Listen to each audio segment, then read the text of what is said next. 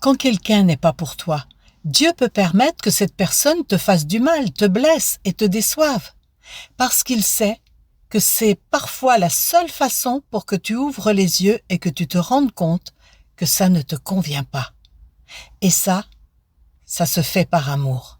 Ce sont des situations qui se présentent pour que tu apprennes à faire la différence entre les personnes qui en valent la peine et celles qui n'en valent pas, pour que tu arraches la mauvaise herbe du jardin qu'est ta vie. Parce que ton cœur mérite d'être entouré de personnes qui ne le vident pas, qui ne lui pompent pas l'énergie. Tu mérites un entourage positif et aligné avec tes convictions. Alors, remercie même la trahison qui t'a ouvert les yeux. Remercie la déception, remercie la douleur d'une rupture. Ce sont des choses qui arrivent pour te faire grandir. Et quand une porte se ferme, 10 s'ouvrent. Parfois, tu te demandes pourquoi certaines personnes entrent dans ta vie, pourquoi elles te blessent, pourquoi tout te paraît si injuste.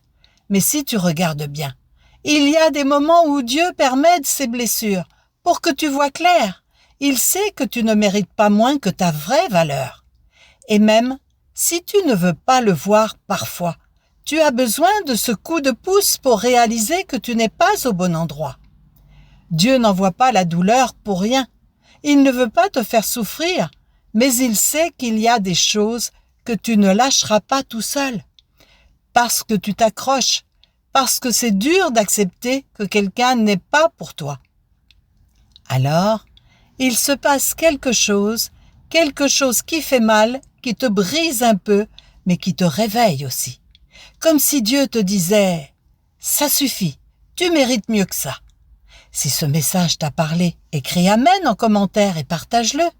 Et si tu veux te préparer pour le retour du Christ, rejoins mon groupe d'études bibliques. Chaque soir à 20h30, on lit la parole, on prie et on se fortifie ensemble.